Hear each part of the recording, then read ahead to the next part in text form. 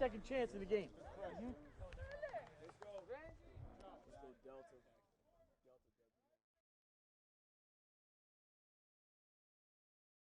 My name is Vanatta. I'm the head football coach of Rockbridge High School in Columbia, Missouri.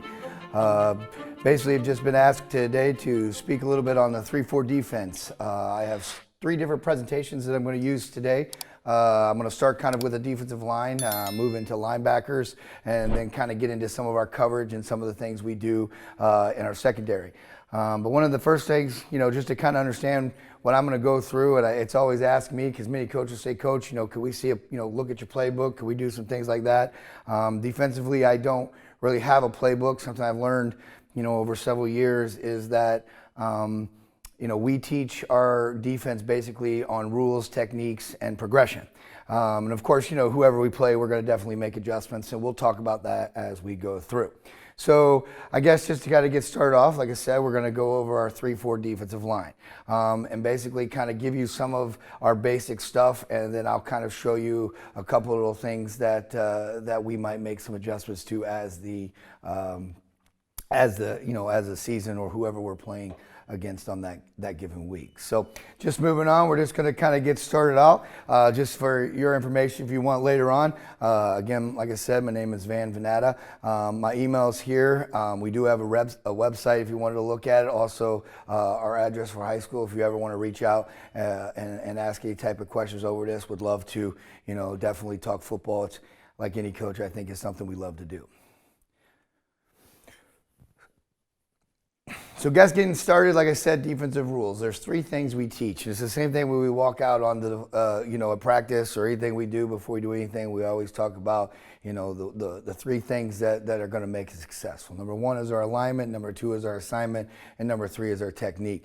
And what I've learned when I go over these defensive rules, I usually can say to the kid, okay, we're in a base defense. What's your alignment? And, we expect them to be able to tell us, well, that's a 4 technique coach. We're head up, especially at the defensive line.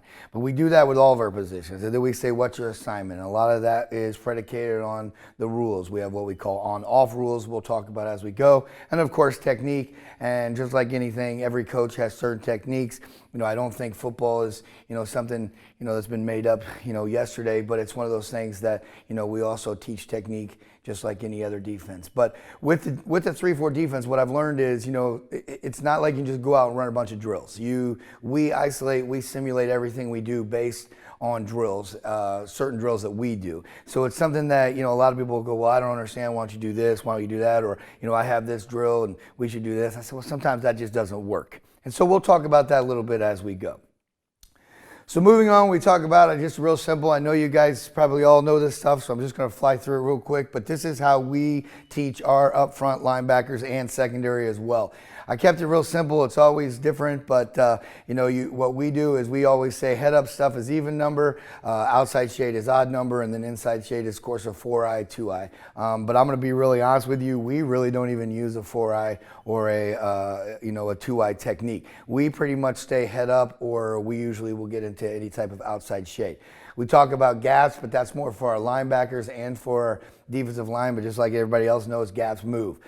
We don't number the tight end, and the reason I say that is like we don't, some people have 9s and 6s and 7s. We don't do that.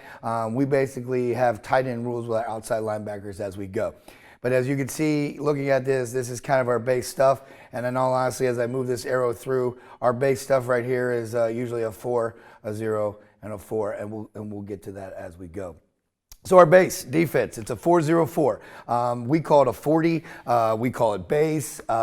Basically, it's just one of those things our kids know we're in a 4-0-4. And that's basically our base defense. And honestly, probably 90 to 95% of our plays, we are usually lined in a 4-0-4. And just because I say base defense, we do a lot of things out of that as we progress through our teaching. So what is our base fronts? As I said before, we use our, a lot of people say, do you have defensive tackles? We really don't call them defensive tackles, we call them defensive ends. Unfortunately, we're not like the Pittsburgh Steelers, who have, those big outside linebackers who are more like your rush-ins and your D tackles. We are at the high school level. So, we try to put some of our bigger guys, down at the defensive end. We've had guys that played outside linebacker that we've moved to defensive end because of their, pass rushing ability. But to be honest with you, I've also played, the 404 because the question always comes, Coach, we just don't have big guys up front. And when I was at Hayeswood Central, St. Louis, Missouri, we was a defensive coordinator. We won 2 state championships with just small guys. I think the biggest guy we had was like 5'10", maybe 205 pounds. And I'll be honest with you, if you run a 3-4 or any type of defense, lineman, one of the big things that we try to do is we try to get our guys to wrestle because I truly believe in a 3-4, and it's taught differently. It's about leverage. So when you look up at our alignment here, you can see it on both sides. It's pretty much the same for our defensive end. We're head up on the offensive tackle. And the basic responsibility that we have is B gap. So we tell our kids all the time, it's like you have B gap. And the way we talk about rules, which we're going to get into in a minute, it's the way they play B gap. So they have their alignment, which is head up on the tackle. They have their assignment, which is B gap. And then their technique's going to all be predicated on what the call is, whether it's an outside linebacker blitz, a safety blitz, an inside linebacker blitz. It's all going to predicate on what that is.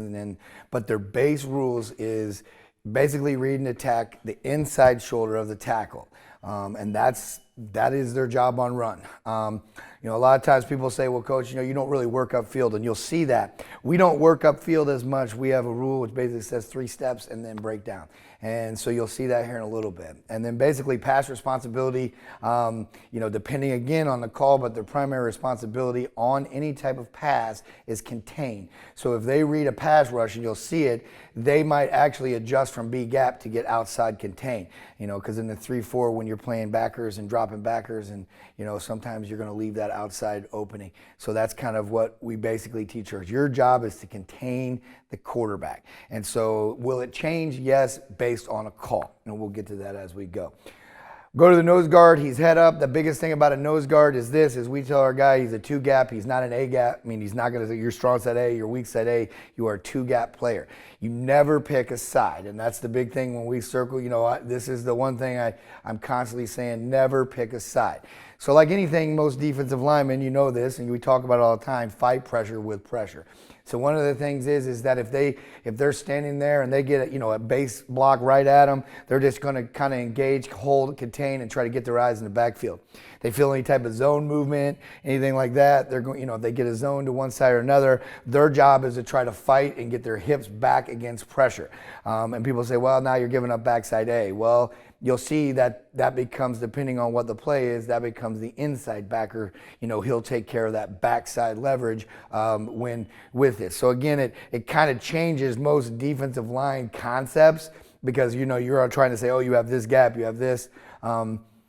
We find guys that are nose guards that they can just create a pile. We just tell them, keep the guards off of our backers. And by doing that, what ends up happening is then that teams make adjustments, and then all of a sudden our nose guard, he's going to start making plays in the game. And so we always try to tell, all of our guys up front, I don't want you trying to make the play. I want you to do the job. And when you do your job, you're going to make a play. And so a lot of times we rewind them, and you'll see that, or we'll remind them, and you'll see this, is that we constantly tell our guys, you do your job, you're going to create a highlight film. Because by doing your job in a 3-4 defense, which is such, there are some major openings, but when you do your job, it allows us as a team to make plays and be successful on the field. So I'm going to start right here. You can kind of see this right now. This is our base alignment. So you're looking here, this is our nose guard head up. This is our tackle head up on our, defensive end head up on our tackle. Our other defensive end head up on our tackle. You see our base alignment. You're going to see this through a lot of clips. It doesn't change. We change our alignment based on formations. So when you see a formation, and looking at this right now, I'm seeing basically a 2x2. I don't try to confuse my guys and go, okay, this is a slot up, or whatever you might call it. We don't talk about that. We say this is a 2x2. And what I mean by that is you have 2 threats at receiver, 2 threats at receiver with a tailback. And of course, this is a pistol look, so it does change some of the concepts of how we play it, depending on, if a back is here on this side. But if you're noticing here, you'll see these 3 guys. We have our outside backers. We'll get into the on-off rules. We have our inside backers. I'm going to be honest with you, if I'm watching this right now, just looking at this film, I'm going to say this gentleman right here is on, because I could tell by the way this backer, I'm talking about by the way this backer is plussing. I'm probably giving away a little bit too much, but a plus technique allows us, as you can see, the ball's on the hash. It allows us to be able to get some depth and to get into some spacing. You see there are corners here. Of course, when everybody sees this, they're looking at it saying, is it cover 2? Well, it could be cover 2, it could be cover 3, it could be cover 4, it could be man. Again, I'm going to say this as you look through it. We are aligned in the same look predicated on formation, and the call will adjust what type of thing we're doing. So as I go here, just kind of slow motion it. I'm right now thinking this, this gentleman's on. So the D tackle right here up front, he should be slanting hard right now into B gap. So as you go here, as you see it, he's going into it. Hopefully we can get this thing going. But as you can see now, all of a sudden he's trying to hit B gap, but now he sees it's passed, so he's going to try to work outside. Backside here, he is not on. So basically what he's doing, even though somebody might say this backer's on, what he's reading right now is this guy, he sees this guy go down and in, he's automatically going to go because of the fact that his responsibility is not him. We're probably man backside, could be cover 2, it just depends on what they do, but a lot of our coverage and everything all looks the same anyway. So right now you see him, his job, and we'll go over on-off rules here in a little bit, his job is basically to hold and contain. You notice he's not working upfield like the other guy is, and the reason I say that is because we've got all this force action right here, and then basically, our nose guard's trying to hold in here. We have our linebacks kind of flowing. They see gap, but we're trying to clog everything up here, force pressure here, and come off from there. So I'll let it kind of watch as you see how it just kind of closed down. So honestly, our D tackle, our nose guard, our inside linebacker, outside linebacker, everybody is involved in the play right there. And then you look up top and we'll review it again, just kind of watching it one more time. You can see where our outside backer, his job, if he's the on player, he's got to make sure that quarterback does not get out of the pocket. But you can see kind of how that squeezes. So I'm going to move through, kind of go back more to a tight copy in this look so you can kind of see it head up in the way that it looks. You see that here again, our outside backer. The reason too I could tell you, and of course it changes, why I know somebody's on and off is our outside backer to this side right here. He's kind of in what we call an attack stance, where he's more in kind of a read stance. But he's doing this because his rule is he has a tight end or a wing type threat. And so he's going to play more of a slow concept. He may be on later on, in the game. But again, he will disguise that, and he will disguise that by the way that they look. The only issue that I have here is that, he should be kind of given a little bit more depth, just because they have, a threat with 2x2 receiver. But again, here we go, kind of just showing you as it goes through. Watching our nose guard first. Watch our nose guard. He's going to head up, engage, right into it, boom. He heads up, engage. You can notice here his eyes. He's not trying to pick a gap. He's got base stuff. He's trying to find, where is action going. Here on the top side, or on the over here, he's got that tackle. He's shot inside to B gap. He's noticing now that he's getting a tight pass set threat. It's tough for him to really work this way, but he knows he's coming, so he's going to now try to work up and contain this area.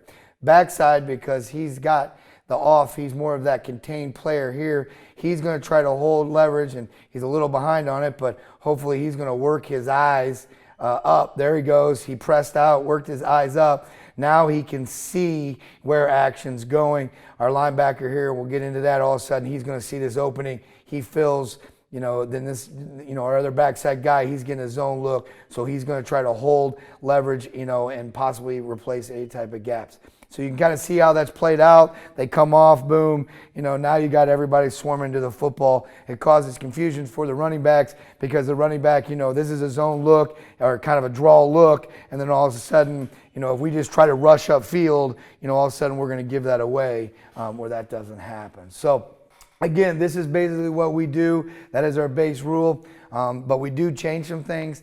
I'm going to be honest with you, 5% of the time we may be in a 5-0-5. We call it a 50.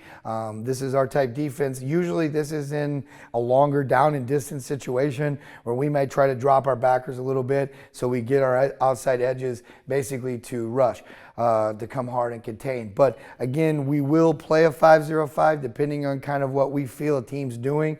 We might pin them down a little bit. It just depends on what we feel somebody's doing. But these are our two, as you saw, our base defense, and then this is our 5-0-5. And I'm going to be honest with you, 99.9% of every play we run is out of one or the other defense. You look here, I'm not going to spend a lot of time because I know we want to move on, but the difference is now is that they're reading the outside shoulder of the tackle instead of the inside. So wherever the shoulder takes them, that's kind of how they're going to play it. So again, and you can kind of see that, you know, depending on what happens, what they see, whether it's a zone, whether it's a pull, whether it's a pass, now they're going to react and play, which then goes into our technique, and we'll talk a little bit more as we go throughout the entire presentation. Again, going back with the nose guard, it's the same concept. So nothing really changes. You know, it's a 5-0-5 type of technique. So I get it here, kind of look at it. We got to went into some tight copy here. Apologize, get back onto that a little bit. So now we're in a 5-0-5. Now here's the big one right here. The 5-0-5, as you can see, the big thing right now is they have this tight end here. And with that tight end here, it does change some of the things that we do. Now, you know, I can't really necessarily see what's kind of outside. I don't understand why our outside backer is here. I don't really like that, but we might have been disguising some coverage, having our safety right now eyeing whatever he does. He will play like a linebacker, so it might be a man technique, but we're disguising it with a zone. But I'm going to be honest with you, probably what I did in this situation was probably jumped on him pretty hard later on because we have tight end rules. So we'll talk about that when we go to outside linebackers. But as you can see, we're in a 5-0-5. We're right here in this look. Sorry, let me undo that one. But we're right here as we go.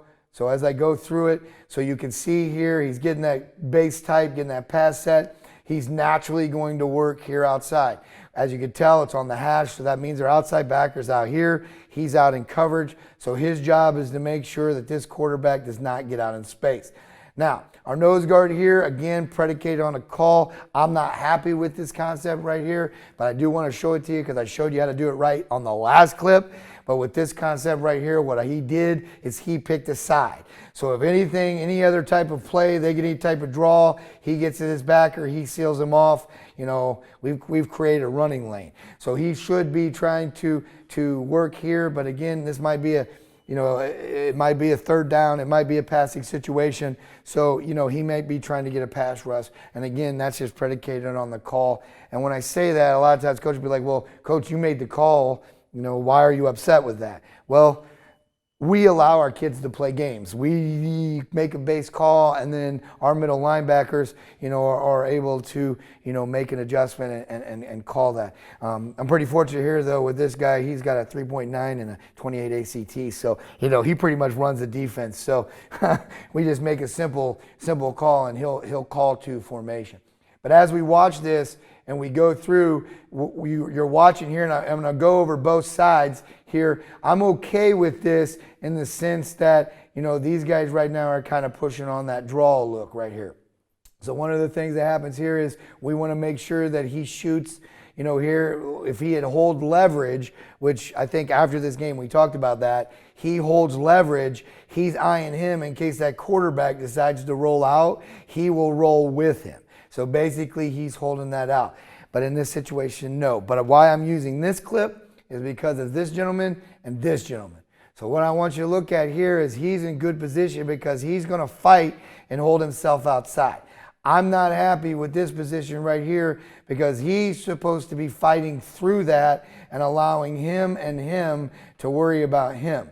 So what's happening right now is all of a sudden he tries to spin, and one of the big things, and again, this is a 3-4 defense, our rule with a spin is only as deep as a quarterback, because the moment you spin, the moment you give your leverage up, we're going to take yourself out of the play. Now he ends up getting in on the play, but I think he gets lucky because he got driven right down into it. So once he spins off, you see that up top, where the other gentleman, he's not necessarily pass rushing, he's making sure that we're not getting out here. Now, this is a game day adjustment because we noticed when he likes to get into pass, he likes to work out this way. So, of course, these guys are kind of turned. So we have taught him to work, to make sure he doesn't get outside that pocket. But once he spins, and then you see here where, and this is not good. I want you to understand, you saw what was good last time. This is not good because he's created a lane, he's creating a lane by not doing their job. Simple rules. And so we'll just kind of continue on with it. You see him kind of get driven down in, and because he's spun, and I want to go back to that because remember, in a 5 technique, what's his job? His job is to keep outside contained. Because he rolled his own right there, all of a sudden, quarterback breaks what? Contain. And now we've got problems. Now, granted, nice play by our DBs, but again, I wanted to show this in the sense, not to take up a lot of clips, but I want to show you what happens when players roll their own and they don't do their job. And I'm going to go back to the concept of defensive line, what I tell everybody all the time. If you do your job, you will make plays. As you see in this film, when you don't do your job, bad things happen. So again, here's another situation of 5-0-5, and then it kind of looks at it here. Again, real quick, kind of on the run in the concept. The thing is, what I don't like, why he went down inside. Again, this is probably an on rule because our outside backer's on. It can't adjust. But I like what's happening up top. Because up top, he holds leverage with the 5. He allows the tight end to come down and seal him. We knew this. And, and sometimes go, Coach, why are you playing a 5 to a tight end? We make adjustments on him, and we do later on in this game as well. But we taught him to do a great job. And you see the difference here from the last time to this time, to the last play, because he's holding leverage. He's occupying 2 guys. You got a pull block here. You got him filling. And so he's able to do good things, and they're coming, ball's coming right up the middle. But again, here we are looking at this defensive tackle. He kind of sees it and squeeze. He was young here. He's done a lot better, since. But they squeeze down in, and by our defensive line just holding and maintain leverage, there's nowhere to go. Now, a lot of times people see the 3-4 and they think, oh, well, B gap, C gap, we'll run power, we'll run lead. I'll be honest with you, I would run power and lead at the 3-4, but I've also learned too, there are ways to defend it and it causes fits. So a lot of times when talking with offensive coordinators, I always say, well, we'll just run a power at it, get to that C gap. Again, then that goes into linebacker play where we talk about gap replacement and go from there. I want to explain on-off rules, and we're going to talk a little bit more, and it's more predicated for our linebackers, but it's important to our defensive line. When I say on-off, we do not blitz, we rush, and there's a difference. And so when a 3-4, you have to try to bring 4 guys or have 4 guys play leverage every play. Of course, if I call it a blitz, now we're going to go 5, 6, but that changes up the on-off rules, because whenever we blitz or anything like that, there are no more on-off rules because of the simple fact that you've got more gaps contained, and so that's where it goes. So what are our on-off rules? Big time. Our on-off rules mean this. Our linebackers on the line, our outside line, where we have a linebacker on the line of scrimmage and one off the line of scrimmage predicated on the call. We use that as the initial basis. So we tell our kids, okay, you're on, you're off. Okay? So you're on, you're off, so you think you're on the line, you think you're off the line. Okay, that's the first premises. The other part of it is that where we say is that we say on and off. You're on, meaning you're going, or you're off, meaning you're in coverage. Now people say, well, Coach, it looks like you're just bringing both outside blitzes. Well, yes, just because I'm on or I'm off, I'm going to get my reads, and we're going to talk about that. Because I've had people say, Coach, how do you know? How did you blitz right into that? I'm like, I did it. He just saw a read, he went. And so basically that's kind of where it is. So right now, your base formation, what you see here is basically having a tight end. Automatically with a tight end, we will be on. So basically that's tight end rules. And the basic way we play it is we keep our outside leverage to the tight end. So we're going to split him in half and we're going to take the outside leverage. And this concept, because of the tight end, depending on what kind of set it is, usually there's nothing here which would have to bring him up. So we want to play him off. And the reason I say that is that also disguises it. But again, just because he's off doesn't mean he's not on. So, when I say that. So just because he's off doesn't mean he's not on. And so the same thing, just because he's on doesn't mean he's not off. But in this situation, his first concept anyway is he's got to take care of first threat. First threat's tight end. So basically, before he even goes, he's got to make sure he takes care of tight end. So it kind of goes from there. The next phase of the on-off rule is this. What happens with on-off is important for our defensive linemen because our defensive linemen are going to play two different types of techniques. And what I mean by that, so like right now with a tight end, of course, his original rule is to line up at end, but he's still going to read this technique. If we decide during the game, or there is no tight end, and we decide during the game, you know what, we want you head up, now all of a sudden he's going to have B gap. So where his alignment is here in the 5 technique, he automatically has C gap. But that doesn't mean that we won't shoot him B gap. So it's just one of those things, but more times with a tight end, we have found if we can just clog this area up with him and let these guys play and let him hold down the edge, it seems to have worked better. But again, teams make adjustments as games go on, and we will as well. So it kind of goes from there. So again, as I go back, that's just where it's at. So I just want you to understand kind of what it is. Now, we have different types of techniques. So what happens with the different type of techniques? So right now, we're looking at this front. So what I'm seeing right now is I'm seeing that we have a tight end here. So here's our outside linebacker. He's in a head up. He's actually out of position. He should be more in this level. He's in a good 5 tech. So right now, he doesn't have that. So he might look like he's on, so he might be disguising. There might only be one receiver over here, so he doesn't necessarily have to be too deep in coverage, but he's right now kind of giving that off look. He's into a 4 technique, all right? Then we've got our center. He's in a head up, 2 outside backers. So as we go through this, so as you can see, the outside backers bouncing off. So what's going to happen is play side, he should be trying to, or down on the tight end side, he should be trying to shoot gap. We're okay here. Of course, technique-wise, not the greatest, but we're okay here because if he sees fill, he will be filling, but basically he's seeing flow. So what happens on the backside, if we go back to the backside here, so right now, because my guess is he is on. So what he's going to try to do is he's going to rip hard down into B gap and then try to settle. So as he goes there, boom. So he ripped right down into B gap. He went right down into B gap, right into that play. The only thing I would tell him is just go ahead and settle. Let it come to you and settle. But he's trying to wrong arm the pull. He's seeing it. He's trying to make sure he keeps contained. He's going to be flowing, getting here. He's making sure cut back while the nose guard is here.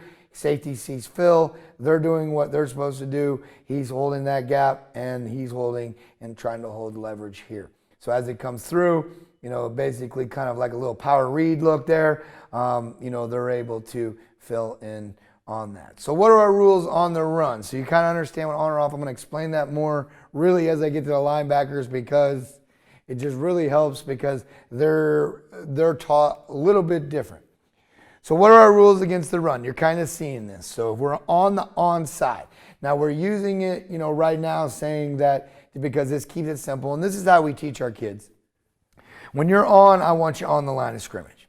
Now, as we're playing teams, we're going to disguise, we're going to stem, we're going to move around a little bit. We're not going to show you that we're on. But when we teach this, we tell our guys, if you're on, I want you on, as you can see, on the line of scrimmage. If you're off, we want you off the line of scrimmage. But that's not necessarily what on-off rules mean. Remember, on-off rules mean is who is our rush backer. Now again, that could change if either this guy right here or this guy right here is on or off. And I know people go, well, what's B and G? We use colors. So this is blue and gray. And basically blue strong side, gray weak side. So it's been asked many times. So when you see our on, so our technique right now, when we're on, so if we're on to this side, his job, as you saw in that last clip, is to slant hard press, and then settle. And then find, what is his next threat? What is he to do? What's going to take him to the next play?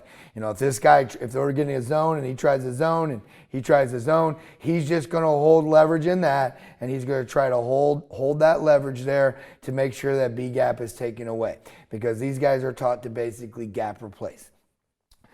If you're on the offside, so we go to the offside here, so now the difference in our technique is we are going to engage him pretty much head up or attack the shoulder and then work ourselves inside.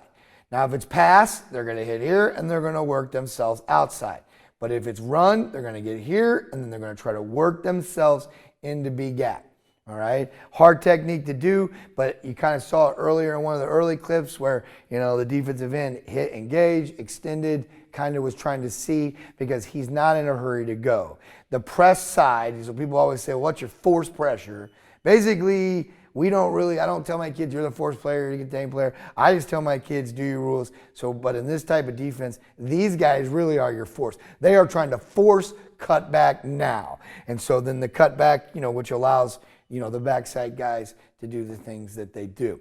So if we are on the offside, just because, like I said, you know, we've got him on a drop here, I'm going to be honest with you, I'll kind of do a little drawing here. But let's just say we get zone here, we get zone here. So he's not going to drop at pass coverage. His job now is he's going to step hard up what we call 3 steps. 3 steps. So he's going to take 3 hard steps. He's going to eye the quarterback back here. And if flow goes back, or if quarterback, you know, if you're running, we see so many zone reads now, you know, which, you know, to the backside. That's why we take 3 hard steps. We don't just flow over the top. We say, no, you're not going to pull it. Sometimes we would just tell our guy, just go get him, you know, especially early in the game, to let him know we're there. But if he does that and, you know, let's say action goes away, then basically then he will be backside flow.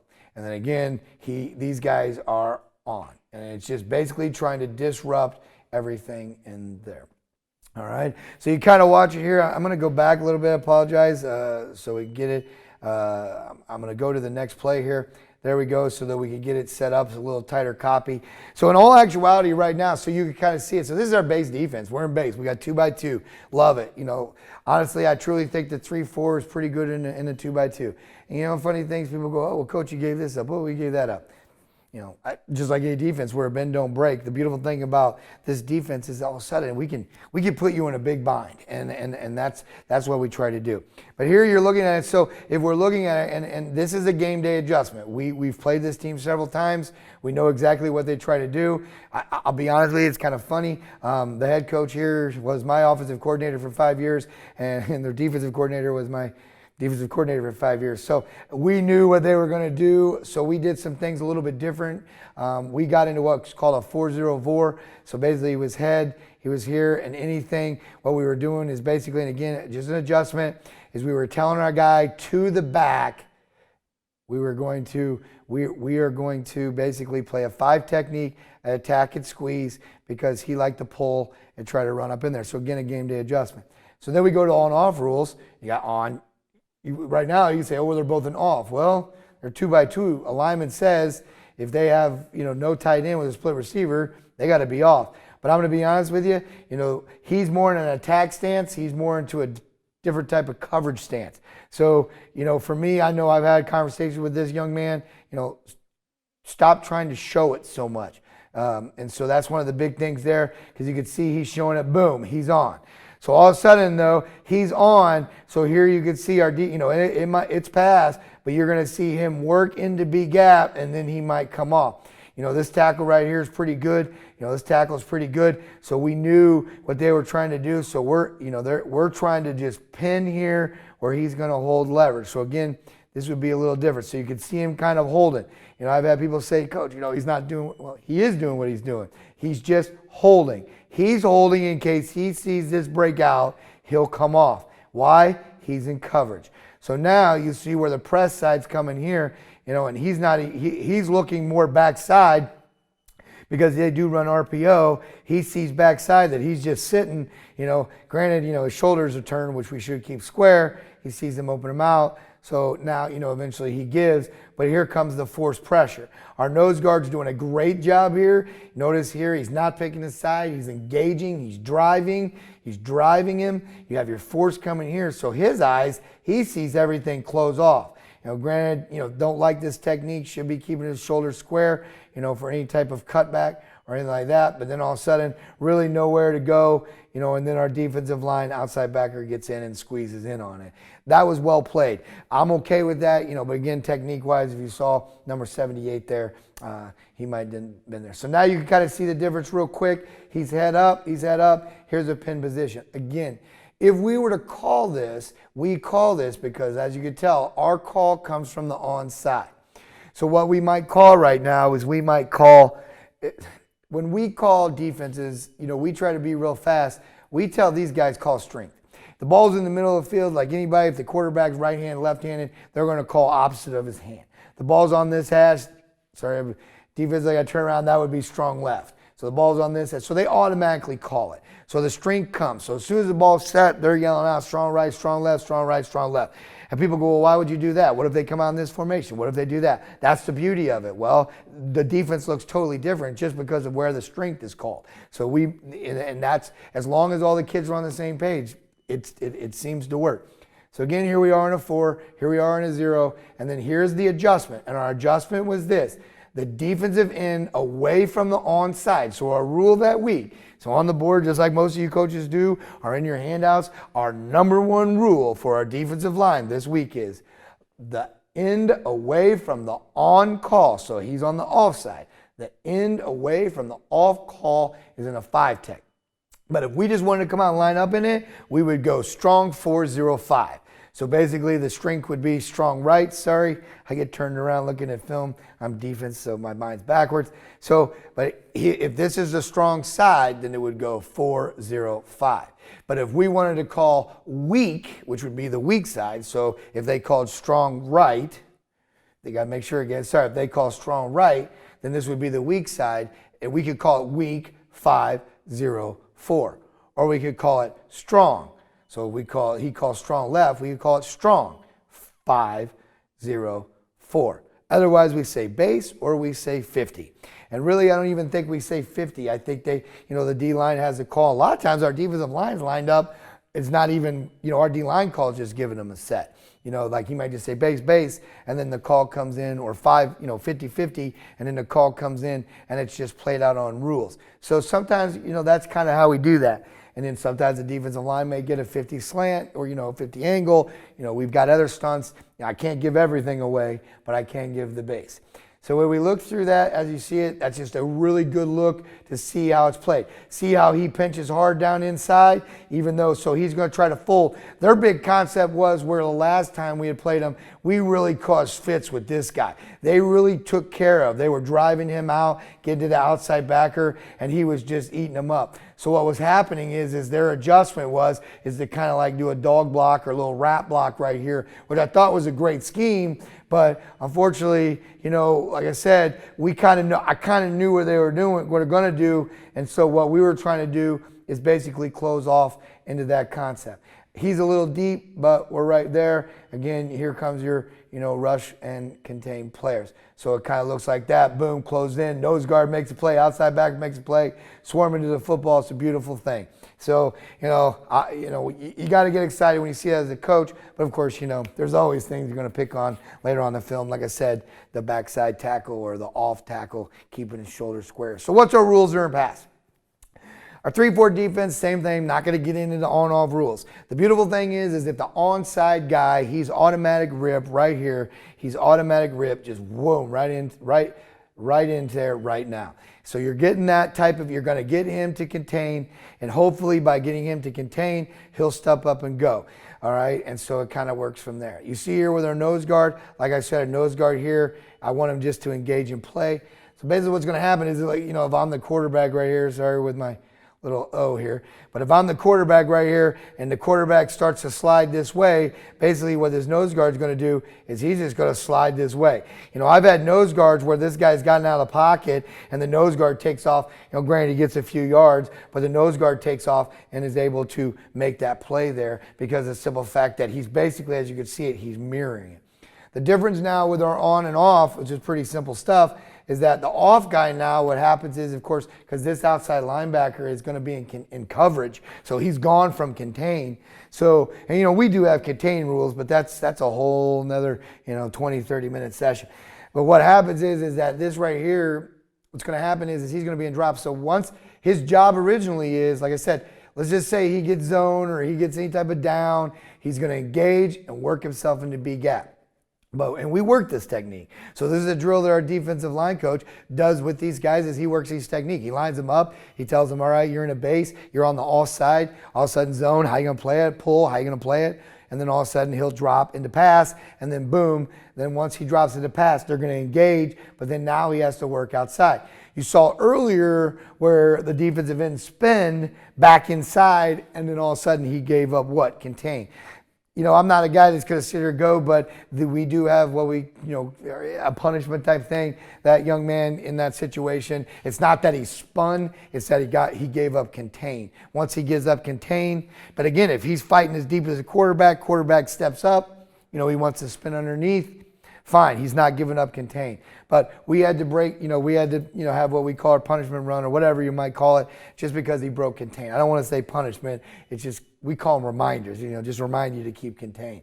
But really, that's really the difference of what it is. It's a simple concept. The thing is that honestly, you know your alignment, you know your technique. So the next simple concept is now, basically, you have your alignment, you have your assignment. Now it becomes with your technique, where you can work your pass rush moves, you can do those other things, and then once it gets that, then I just tell them be great and make a play. But once they go through those 3 steps of progressions, that's where we expect them, all right, make a play. So as we go through, you can kind of see here, so I'm just going to go back a little bit. So as you see here, we have a tight end. So all right, the game is going on a little bit better. You can see that our outside linebacker is now engaged at tight end. You can see him in his 5-tech head up. Now, we may have made an adjustment here because I think what they were doing is they were getting a good lead up on us and they were really driving our defensive tackle down because as you can tell, we're in the third quarter. So we started making some calls to the backside, getting to the 5 because they were doing some pulling and some other things and they were really driving our guy down and getting us on some leverage here. So here could be a 5-0-5. But again, I'm going to probably say that we probably were just making adjustments. So again, we went to it. But as you watch it here on the pass, all of a sudden this, here's a great pass route. This young man right here, down low, he's already coming into a little bit of pass rush, making his move. He's trying to make him step to engage.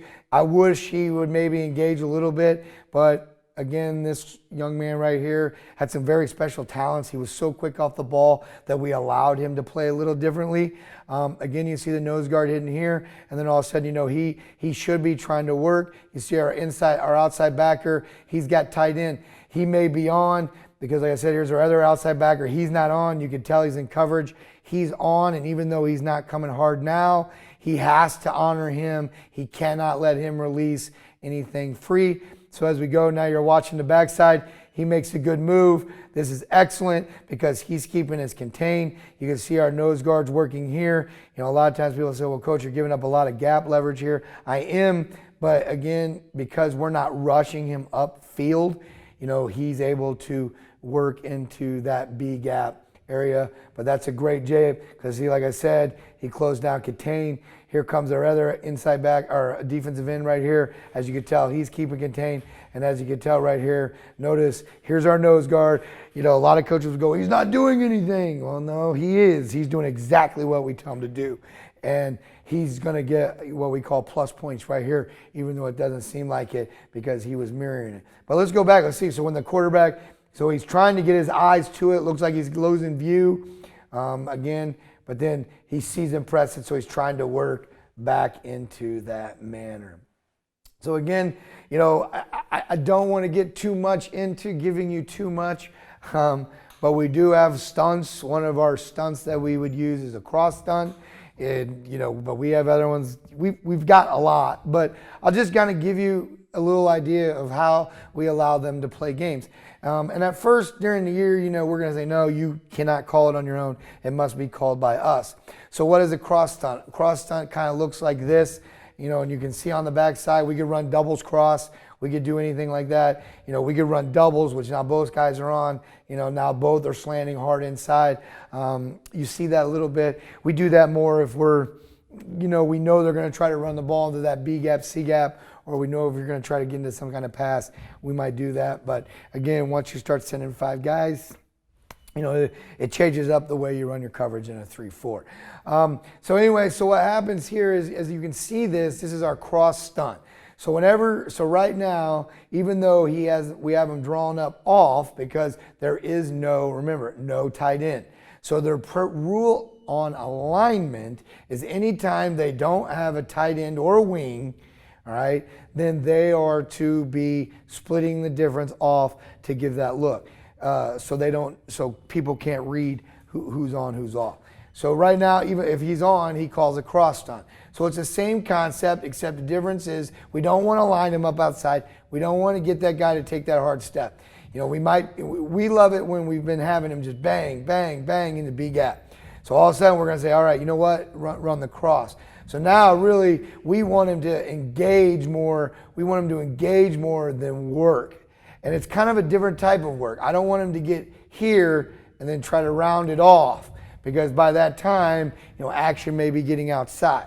So we tell them to engage and then really work kind of out this way. Especially if you're seeing like a power read. Power read for us is kind of like it's like that stretch option where they're running that, running back across my face, quarterback's reading it, may pull and shoot. So we don't want to get in that situation where we say, shoot hard back in, and all of a sudden the back is, because we lose our outside backer and the back is outside. So we don't want to see that. So again, that's kind of where it looks like that. Then with the outside backer, what we tell them to do, we call it a cha-cha move. It's hard to do with a foot, but it's 1-2, and then hard inside.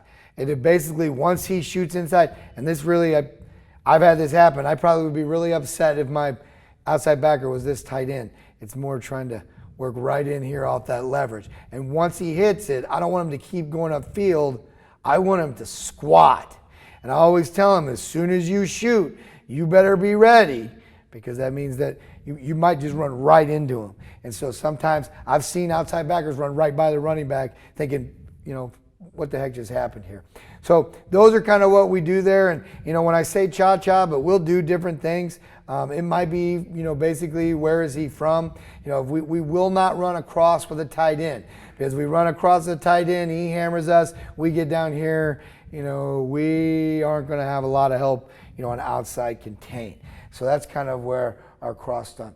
So you can see it a little bit again out of a base. So again, like I said, we might have called cross. All of a sudden, here's a lineman with a tight end, and they can check it out. So like, let's say we call strong right, and we call strong right cross. It should be over here, but then all of a sudden they get a tight end. The rule is anytime you have a tight end, do not run cross. They can go ahead and just run their regular, get into a 5, run their regular. Like I said, we might have them in a 4. It's all game day adjustments, but they can go ahead and switch it. And so, we have a term we use. I'll just yell, switch, switch, switch. That's not what we use, but, again, I can't say it in case anybody's watching, because we do a lot of communications on the field. So they might yell switch, switch, switch, and all of a sudden the cross is going to come here. But again, when they yell switch, that basically means we better make sure that our coverage is, also being switched with it. Again, goes with communication. So then you get in here, you kind of see it kind of to a doubles look, nothing big here. You can kind of see it where this is just a variation of a cross. So this would be a cross, we would call, again, we use colors. This might be something where we would call, if we called it strong, again, so let's say we call it strong, backer comes out, goes strong left. Again, a lot of times people go, are you charting it? Do you have somebody charting your defense? No, I do not have anybody charting your defense. And what we teach, and I think why the kids enjoy it so much and why they want to learn the defense, is because they're able to call the defense. So this isn't like something we do, 20 times a game, by no means, but it is something right here where when we're looking at this might be called a silver cross. So, well, hold on. If we go strong right, so it would be over here, silver is always weak side, gold is always strong side. So if you go strong left, this would be what we call gold. And we could just call gold, and if we call gold, this end's going to crash down in here. The safety's there. There it is. There's your safety blitz. But it's not a blitz. So it's basically, probably going to end up running, if we get anything like this, we're probably going to end up running a cover 3. So I'll just show you kind of 3 real quick. 3, I know I'm into the D-line look here, but it just gives it, because I know this question has come across before. He's got flats. He's here, again, hook to curl, hook to curl. So this is just a variation. But if all of a sudden we call gold, let's just say we got strong left, they call gold, our safety may come walking down just because he wants to cross, and he'll go, cross. That's not what we use, but he'll call cross, and then now all of a sudden, there you get this. Remember, sorry, let me undo a little bit of this so it doesn't look where my kids always go, Coach, can you start over? So what happens right here is now he calls cross, remember, engage, and then work out, and then he's going to just creep, creep, creep. He's trying to catch cadence, and then goes from there. And so that's just a variation of a cross that we may use. If we were to go, let's say, with the inside backers, which we do, we call it a tear, but it's the same rules. So if we call it a tear, it might look like something like this, all right? But if we were going to do any type of like stunt cross, so really for that, the tear is the cross. But if we wanted to do, or then we would come in and call rip. So if we go here, and again, it's just a rip technique. That's not what we call it. Then all of a sudden you have that blitz and everything else changes. So I hope I'm not confusing anybody yet to this point. It will make more sense as we go. I know this is a defensive line one, but the funny thing is that the defensive line is pretty much set and simple. Again, another look here, and then now we could see a play. You could see the cross. This is actually executed very well. I'm going to kind of pause it here, kind of slow motion it. So again, now here, people said, Coach, but wait a minute, you say you don't run across that tight end. Okay, well, we don't, but these guys are in a two-back set. We run that cross right there, and then boom, watch what happens. All of a sudden, he gets that lead. It's full to the fullback, and then boom, it delays the back right there, and boom, it's a beautiful play. All right, so it kind of goes from there. One of the ways we teach this, and I'm going to get more into it, I'm going to go real fast kind of through this. I'm really going to talk about it when we get to linebacker play, the diamond run fit. We have what we call a diamond and the triangle. We spend individuals, sure, doing our DOBs, our footwork drills, teaching them kind of, all right, you get this look, this is your rule. But really, we spend probably 15, 20 minutes individual time, and we combo everything. So right now, we have our outside linebackers with our DNs, and kind of go from there. You kind of see what we're working here. And you get that tack diamond. It's called squeezing. He's in that B gap. He's going to drive it down. If he's on here, the tackle zones him here. He's squeezing here. But again, like I said, if this is the tackle and he, even though a coach was he's not on, he gets zoned. You'll understand this more when I get the backers. He's going to go ahead, take that 3 steps, break down on that quarterback. All right, but these are just a couple of drills, and again, I'm going to explain this a little bit more as we go. Here's an idea of the triangle. So basically now, what is the triangle run fit for us? Now it's with our 2 middle backers and our nose guards, because these guys are basically, their job is to take care of B gap through B gap.